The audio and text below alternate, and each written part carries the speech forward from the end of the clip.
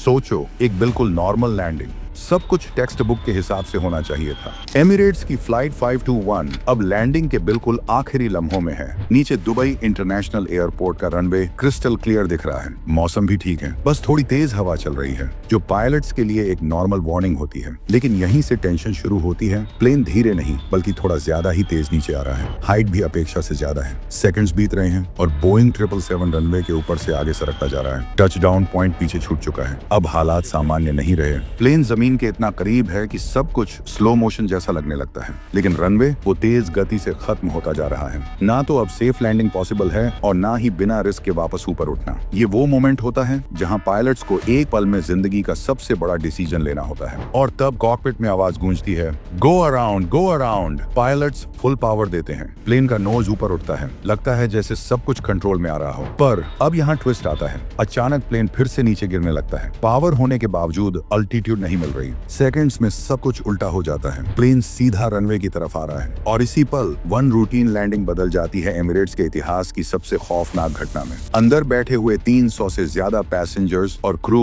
उनके लिए अगले कुछ सेकंड सिर्फ जिंदगी और मौत का फर्क थे। लेकिन कहानी यहीं खत्म नहीं होती। सवाल ये है, उस पल प्लेन के अंदर क्या हो रहा था और कैसे कुछ लोग इस हादसे से जिंदा बाहर आए। ये कहानी है फ्लाइट 521 की। अब थोड़ा पीछे चलते हैं कहानी की शुरुआत पर। 3 अगस्त 2016 सुबह के 10:34 केरला के आसमान में एक और नॉर्मल दिन शुरू हो चुका था। एमिरेट्स फ्लाइट 521 ने त्रिवेंद्रम इंटरनेशनल एयरपोर्ट से टेक ऑफ किया। इसकी डेस्टिनेशन थी दुबई। ये कोई स्पेशल फ्लाइट नहीं थी, कोई इमरजेंसी नहीं, बस एक रेगुलर इंटरनेशनल उड़ान थी। त्रिवेंद्रम इंडिया के बिल्कुल साउदर्न एंड पर बसा एक शांत सा शहर। यहाँ से रोज हजारों लोग गल्फ कंट्रीज के लिए निकलते हैं। कोई जॉब के लिए, कोई बिजनेस के लिए, कोई अपने फैमिली के सपनों को पूरा करने के लिए। किसी को अंदाजा भी नहीं था कि ये सफर जो बिल्कुल नॉर्मल लग रहा था कुछ घंटों बाद एविएशन हिस्ट्री का हिस्सा बनने वाला है। और जो उड़ान केरला के शांत आसमान से शुरू हुई थी उसका अंजाम दुनिया के बिसिएस्ट एयरपोर्ट पर लिख चुका था। लेकिन वो कहानी अभी बाकी है। इस सफर के लिए जो प्लेन यूज हो रहा था वो कोई आम जहाज नहीं था। ये था बोइंग 777, विशाल, मॉडर्न और एविएशन वर्ल्ड का सबसे भरोसेमंद एयरक्राफ्ट। प्लेन की एज लगभग 13 साल थी, मतलब ना ज्यादा नया ना ही पुराना, परफेक्टली मेंटेन किया गया। और एयरलाइन एमिरेट्स।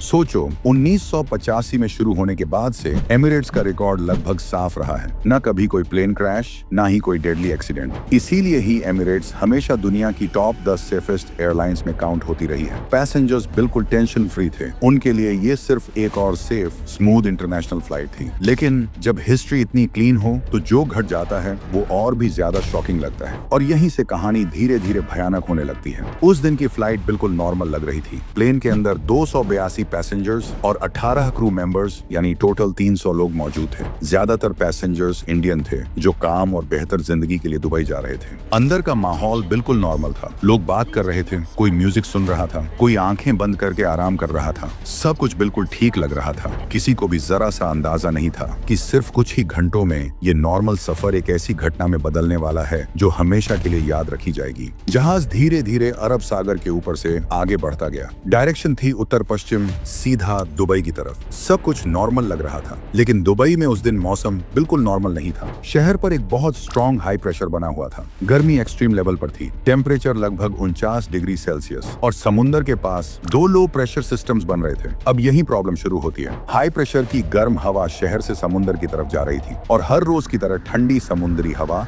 समुद्र से शहर की तरफ आ रही थी। ये दोनों हवाएं बिल्कुल दुबई इंटरनेशनल एयरपोर्ट के ऊपर टकरा गई। इस टकराव से हवा अचानक डायरेक्शन और स्पीड बदलने लगती है। इसको बोलते हैं विंड शीयर। विंड शीयर एक इनविजिबल खतरा होता है, दिखाई नहीं देता पर बहुत डेंजरस होता है। इस सिचुएशन में कभी हवा प्लेन को ऊपर धकेल देती है और कभी अचानक नीचे खींच लेती है। पायलट्स के पास रिएक्ट करने के लिए सिर्फ कुछ सेकंड्स होते हैं। लेकिन उस वक्त फ्लाइट 521 के क्रू को इस खतरे का जरा सा भी अंदाजा नहीं था। उनके लिए सब कुछ अभी भी नॉर्मल ही था। फ्लाइट की कमांड एक एक्सपीरियंस्ड कैप्टन के हाथ में थी। उनका नाम पब्लिक नहीं किया गया, बस इतना पता था कि वो यूएई से थे और उनके पास लगभग 7400 फ्लाइंग ऑनवर्स का एक्सपीरियंस था। उनके साथ कॉकपिट में थे फर्स्ट ऑफिसर जर्मी वेब ऑस्ट्रेलिया से। उनके फ्लाइंग ऑनवर्स लगभग 8000 ऑनवर्स। सोचो, दोनों पायलट्स हाईली ट्रेन्ड, दोनों का रिकॉर्ड बिल्कुल क्लीन, कोई बड़ी गलती, कोई एक्सीडेंट हिस्ट्री नहीं। और एयरलाइन एमिरेट्स, दुनिया की टॉप और सेफेस्ट एयरलाइंस में से एक। एविएशन वर्ल्ड में माना जाता है जब ऐसे पायलट्स और ऐसी एयरलाइन हो तो पैसेंजर बिल्कुल टेंशन फ्री होता है और उस फ्लाइट में बैठे लोग भी बिल्कुल रिलैक्स थे। उन्हें क्या पता था कि एक्सपीरियंस और रेप्यूटेशन के बावजूद आज आसमान कुछ और ही टेस्ट लेने वाला है। लेकिन कभी कभी किस्मत और हालात मिलकर सबसे एक्सपीरियंस्ड पायलट्स को भी टेस्ट करने लगते हैं और उस दिन दुबई के आसमान में एग्जैक्ट वही होने वाला था। एमिरेट्स फ्लाइट 521 अब दुबई इंटरनेशनल एयरपोर्ट के बहुत करीब थी। लैंडिंग की तैयारी शुरू हो गई। प्लेन को रनवे 12L पर उतरने की इजाजत मिली, लेकिन सिचुएशन नॉर्मल नहीं थी। रनवे पर टेलविंड 30 नॉट्स चल रही थी, यानी पीछे से हवा धकेली जा रही थी। और इंटरेस्टिंग बात, इसी रनवे के ऑन अपोजिट साइड 30R पर भी लगभग उतनी ही टेलविंड थी। सोचो, दोनों तरफ से हवा पीछे से धकेली जा रही है। ऐसा मौसम बहुत रेयर है। इन दोनों अपोजिट विंड्स ने रनवे के बीच में एक इनविजिबल खतरनाक जाल बुन दिया था। विंड शियर और जो सिंपल लैंडिंग होनी थी वो अब एक ट्रिकी और डेंजरस चैलेंज बन गया था। फ्लाइट 521 के लैंडिंग से थोड़ी देर पहले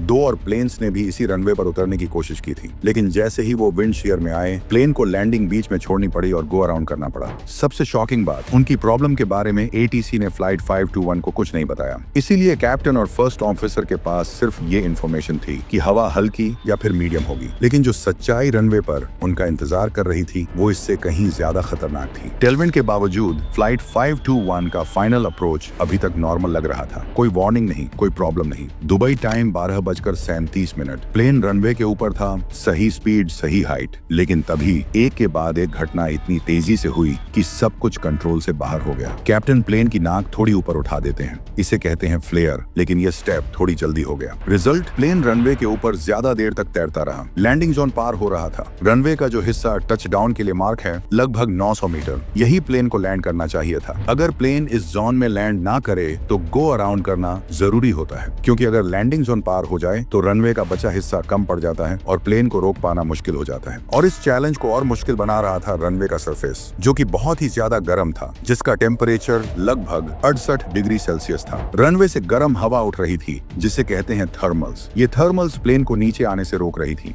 पिछले कुछ सेकंड्स जो टेलविंड पीछे से धकेली जा रही थी, अचानक हेडविंड में बदल गई, यानी सामने से हवा प्लेन को धकेलने लगी। सामने से हवा बढ़ने से विंग्स को ज्यादा लिफ्ट मिली। प्लेन अब और ज्यादा तैरने लगता है, जमीन से बस कुछ फीट ऊपर। टच डाउन अभी तक नहीं हुआ। कैप्टन बार बार प्लेन को जमीन से छूने की कोशिश करते हैं, लेकिन जहाज जैसे हवा में लटका हुआ हो। थर्मल्स का इफेक्ट है। कैप्टन चिल्लाते हैं। उन्हें लगता है कि गर्म हवा ही प्लेन को ऊपर रोके हुए है, लेकिन सच्चाई ये है कि ये सिर्फ थर्मल्स नहीं है, इसके साथ विंड शियर भी है जो दोनों पायलट्स नहीं देख पा रहे। वक्त तेजी से निकल रहा है। रनवे तेजी से खत्म हो रहा है और फिर एक तेज झोंका प्लेन को बाईं तरफ धकेल देता है। कैप्टन तुरंत दाईं तरफ कंट्रोल घुमाते हैं, लेकिन ये रिएक्शन थोड़ा ज्यादा तेज हो गया। रिजल्ट, प्लेन का राइट लैंडिंग गियर जमीन को हल्का सा छू लेता है। पूरा टच डाउन नहीं हुआ, बस लैंडिंग गियर हल्का सा रनवे को टच करता है। अब टेंशन बढ़ गई है। कैप्टन के दिमाग में एक ही सवाल, क्या हम लैंडिंग जोन के अंदर सेफली लैंड कर पाएंगे? एमिरेट्स की सख्त गाइडलाइंस कहती हैं, अगर प्लेन लैंडिंग जोन के बाहर लैंड करे तो पायलट को तुरंत गो अराउंड करना होता है, यानी दोबारा आसमान में उड़ो और नई लैंडिंग की कोशिश करो। और वही हुआ। जैसे ही दोनों मेन लैंडिंग गियर्स जमीन छूने वाले थे, कैप्टन जोर से चिल्लाते हैं, गो अराउंड, और तुरंत प्लेन को दोबारा ऊपर उठाने का प्रोसेस शुरू हो गया।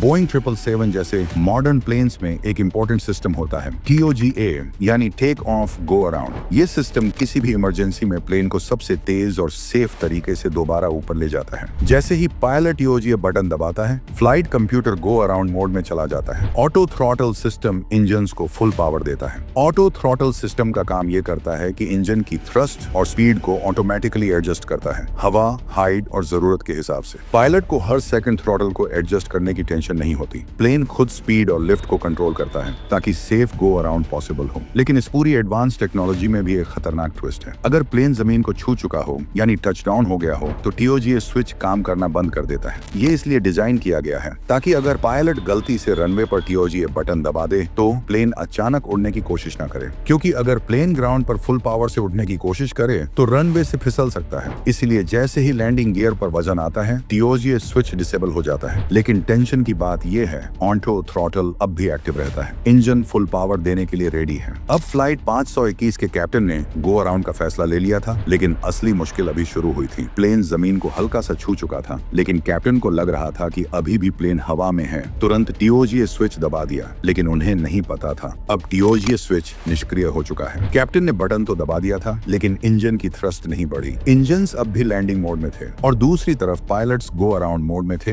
लेकिन प्लेन की स्पीड अब भी धीमी लैंडिंग स्पीड पर थी। कैप्टन ने जैसे ही नोज ऊपर उठाया, शुरू में सब कुछ नॉर्मल लग रहा था। फर्स्ट ऑफिसर ने आवाज दी, पॉजिटिव क्लाइंब, यानी प्लेन अब चढ़ाई कर रहा है। कैप्टन ने तुरंत लैंडिंग गियर वापस खींच लिया, लेकिन एक बड़ी चीज उन्होंने नजरअंदाज कर दी, और वो ये कि फ्लाइट कंप्यूटर ने अब तक अपना मोड चेंज नहीं किया था। इस वजह से प्लेन की स्पीड गिरती जा रही थी। एयर ट्रैफिक कंट्रोलर को लगा कि फ्लाइट 521 मिस्ड अप्रोच कर रही है, यानी रनवे से हटकर दोबारा लैंडिंग की कोशिश करेगी। उसने ऑर्डर दिया, 4000 फीट तक चढ़ाई करो। फर्स्ट ऑफिसर ने कॉपी कहकर जवाब भी दे दिया, लेकिन प्लेन की क्लाइंब स्पीड बढ़ने के बजाय घट रही थी। इंजन में इतनी ताकत नहीं थी कि प्लेन को ऊपर बनाए रखे। अब सिचुएशन बहुत क्रिटिकल हो गई थी। फ्लाइट 521 सिर्फ 85 फीट तक ऊपर जा पाया और फिर अचानक नीचे गिरने लगा। तभी कॉकपिट में एक वार्निंग गूंजती है, don't sink, don't sink. Captain को अब समझ आया कि शायद प्लेन विंड शीयर में फंस गया है। तुरंत उन्होंने मैन्युअली फुल थ्रस्ट लगाया, जैसे ट्रेनिंग में सिखाया जाता है, पर इंजन्स अभी पूरी ताकत नहीं दे पाए थे। और फिर